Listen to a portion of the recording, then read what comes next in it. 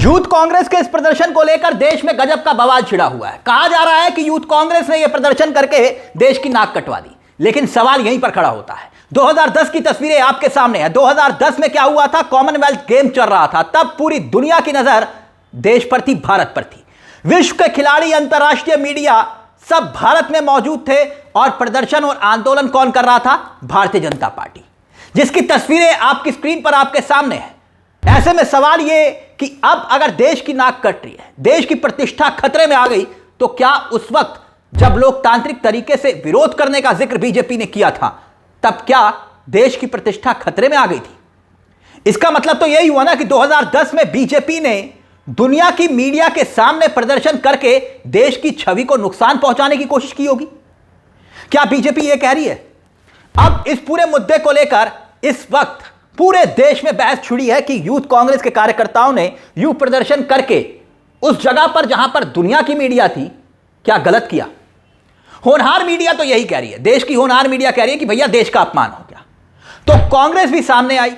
अब कांग्रेस ये साफ कर रही है कि भाई ये जो विरोध था, यूथ कांग्रेस का विरोध था एआई समिट के दौरान, यह प्रदर्शन सिर्फ लोकतांत्रिक तरीके से अपनी आवाज उठाने का तरीका था, ताकि देश हित पर जो समझौता हुआ वो दुनिया को बताया जा सके।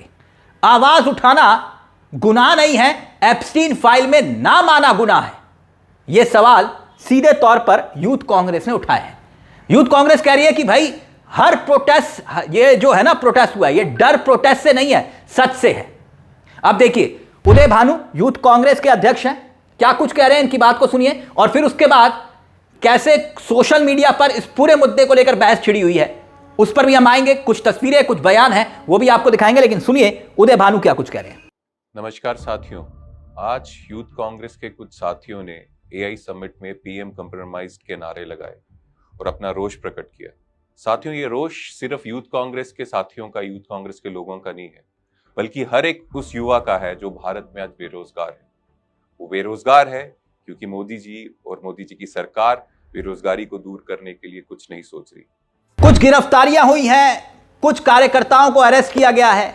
अब ये जो एआई समिट जो पूरी भारत की मीडिया में इस वक्त छाया हुआ है, यूथ कांग्रेस के कार्यकर्ता वहां पर पहुंचते हैं, हुआ क्या है समझिएगा। टी शर्ट उतारते हैं, प्रधानमंत्री के खिलाफ नारेबाजी करते हैं, ठीक। और चंद सेकंड का ये वीडियो है, वहां पर खूब बवाल होता है और एक नारा दिया जाता है, टी शर्ट पर लिखा हुआ आप देखिए, पीएम इज कॉम्प्रोमाइज्ड। यह सब कुछ तब हुआ जब राहुल गांधी ने चंद घंटे पहले एक वीडियो शेयर किया था सोशल मीडिया पर। यह वाला वीडियो राहुल गांधी ने खुद यह वीडियो पोस्ट किया था, और उस वीडियो में राहुल गांधी ने क्या बोला है वो आगे हम आपको बताएंगे। लेकिन यहां यूथ कांग्रेस के कार्यकर्ताओं ने हॉल के अंदर दाखिल हुए, आप देख रहे होंगे। दाखिल होने के बाद अलग अलग तरीके से विरोध किया, नारे लगाए, और जो स्टॉल्स लगे हुए थे वहां पर, जिन्होंने एग्जीबिशन में पहुंचे हुए थे, उन्होंने भी इस बात का विरोध किया। लेकिन अब कांग्रेस कह रही है कि हमने लोकतांत्रिक तरीके से यहां सीधे तौर पर एक संदेश दिया है। टी शर्ट उतारकर यूथ कांग्रेस के कार्यकर्ताओं ने प्रदर्शन किया, जिसकी नाराजगी बीजेपी को है, और उसके बाद जबरदस्त तरीके से पीएम के खिलाफ नारेबाजी होती है। इस वीडियो में सामने आने के बाद गंभीर सवाल बीजेपी ने उठाया। अब समझिएगा हुआ क्या है। बीजेपी कह रही है गलत हुआ, यूथ कांग्रेस के कार्यकर्ताओं की गिरफ्तारी होती है, गिरफ्तारी होने के साथ सवाल खड़े होते हैं। अब बीजेपी कह रही है कि भाई ये तो भारत की जो तारीफ हो रही थी वो हजम नहीं हो रही थी। एआई समिट को सफल बनाने के लिए पूरी जद्दोजहद इस वक्त बीजेपी ने लगा रखी है, और वहीं पर ही यह प्रदर्शन हो गया। तो ऐसे में बीजेपी सीधे तौर पर सवाल उठा रही है। लेकिन राहुल के घर तक प्रदर्शन का ऐलान बीजेपी कर चुकी है। मगर अब सवाल वही है कि अगर 2010 में कॉमनवेल्थ गेम्स के दौरान बीजेपी का वो विरोध प्रदर्शन सही था, तो फिर आज ये विरोध प्रदर्शन गलत कैसे है? यही सवाल कांग्रेस उठा रही है। सुनिए, सुप्रिया शिंदे कांग्रेस का चेहरा है, वो क्या कुछ कह रही हैं, सुनिए जरा। आज मीडिया के चरण चुंबकों को देश की छवि वाली लाइन दी गई है, तो कुछ सवाल है। क्या देश की छवि नेता विपक्ष को गोली मारने की बात करने पर खराब नहीं होती? क्या देश की छवि मीडिया में इस बात पर डिबेट तो छोड़िए, इस खबर को पूरी तरह से ब्लैकआउट कर देने पर खराब नहीं होती? क्या देश की छवि चीनी रोबोट को लाकर अपना कह देने पर खराब नहीं होती? क्या देश की छवि मोदी के चीन में यह कहने पर खराब नहीं होती कि 2014 से पहले जो लोग हिंदुस्तान में पैदा हुए थे वो अभागे थे? क्या देश की छवि अमेरिका के सामने नतमस्तक होकर आत्मसमर्पण करके की हुई ट्रेड डील पर खराब नहीं होती? क्या देश की छवि किसानों के अधिकारों की बलि चढ़ा देने पर खराब नहीं होती? क्या देश की छवि हमारा पूरा का पूरा डेटा अमेरिका को सौंप देने पर खराब नहीं होती? क्या देश की छवि अमेरिका के दबाव में रूस से तेल खरीदना बंद करने पर खराब नहीं होती? क्या देश की छवि अमेरिका के निर्देश पर पाकिस्तान के साथ सीज फायर करने पर खराब नहीं होती? क्या देश की छवि ईरान के चाबहार पोर्ट से अमेरिका के दबाव में निकल जाने पर खराब नहीं होती? क्या देश की छवि एक ऐसे मुख्यमंत्री के वीडियो को देखकर खराब नहीं होती जिसमें वो गोली से मुसलमानों के ऊपर गोली दाग रहा है? क्या देश की छवि दूषित पानी पीकर लोग मर रहे हैं उससे खराब नहीं होती? क्या देश की छवि सड़क पर जो बड़े बड़े गड्ढे खुदे हुए हैं और उसमें दिन दहाड़े गिरकर लोगों की मौत हो रही है उससे खराब नहीं होती? क्या देश की छवि सरकारी स्कूल में बाल्टी भर पानी में थोड़ा सा दूध मिलाकर बच्चों को पिलाने से खराब नहीं होती? देश की असल छवि हर हाल में मोदी जी का चरणवंदन करने को मजबूर, असल मुद्दों से कोसों दूर गोदी गिद्ध खराब करते हैं। So please just shut up and sit down, क्योंकि देश की असल छवि आप खराब कर रहे हैं। तो कांग्रेस भी सवाल पूछ रही है कि भाई जब नेता विपक्ष को सरेआम गोली से मारने की धमकी दी जा रही थी तब देश की होनहार मीडिया चुप क्यों थी? तब सन्नाटा क्यों था? याद है ना आपको यह शख्स कैसे गिरफ्तारी इसकी हो चुकी है, लेकिन गिरफ्तारी से पहले कैसे धमकी दे रहा था कि राहुल गांधी और 25 सांसदों को गोली मारेगा। अब यह शख्स थाने के अंदर जब गिरफ्तारी हुई तो बताया जा रहा है कि फपक फपक कर रो रहा था। ठीक है, चीन का मसला आया तो चीन के मामले पर जो रोबोट अपना महिमा मंडन करते हुए खुद आईटी मंत्री ने ट्वीट कर दिया था, वो ट्वीट जब बवाल हुआ तो डिलीट भी कर दिया। तब वो देश का मान बढ़ रहा था क्या उससे? पीएम तो खुद 2014 से पहले पैदा हुए करोड़ों भारतीयों को कह चुके हैं भागा। तब वो देश में कौन सा मान बढ़ा रहे थे? दुनिया में कौन सा मान बढ़ा रहे थे?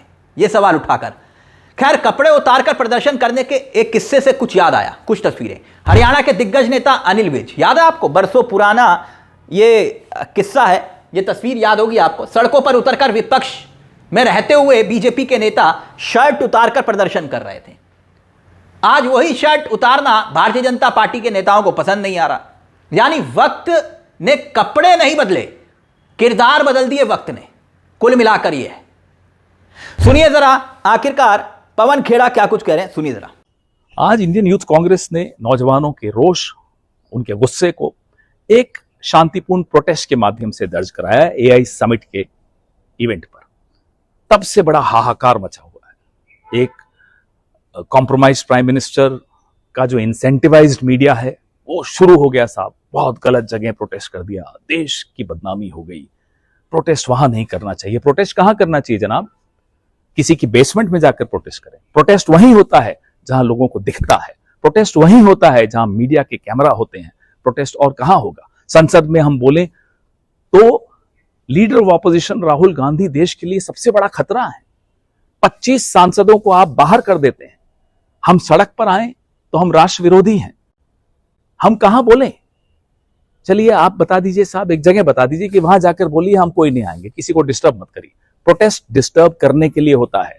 अब किसी को नजर आती नहीं कोई दरार।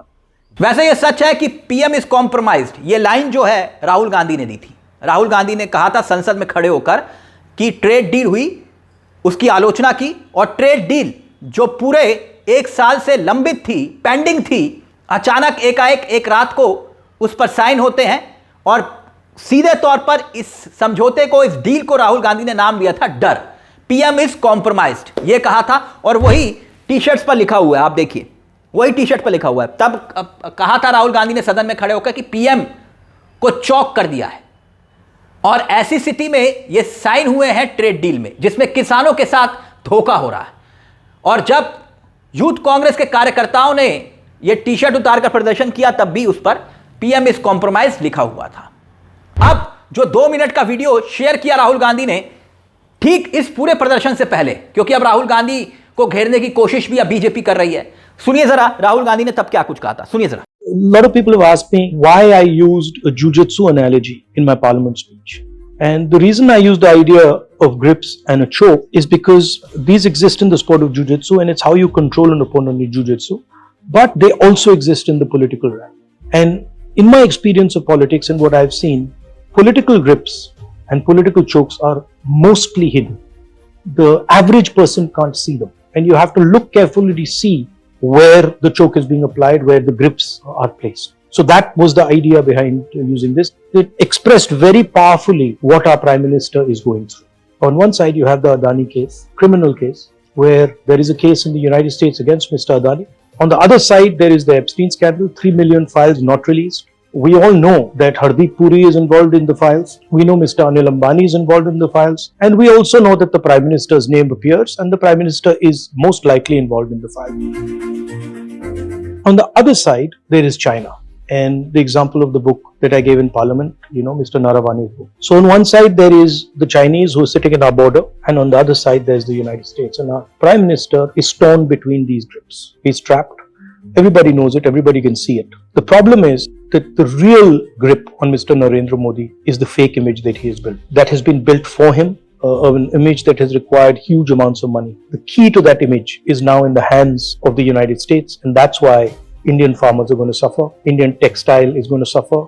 We'll be forced into buying imports from the United States, $100 billion of imports every year. That is 3 times what we currently buy. But most important is the data.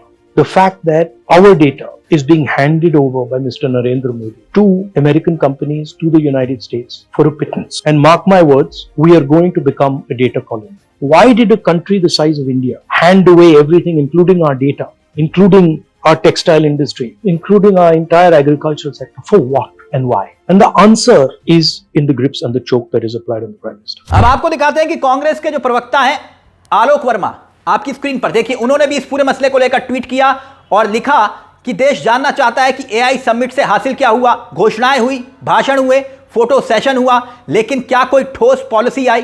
क्या कोई इंडियन एआई मॉडल लॉन्च हुआ?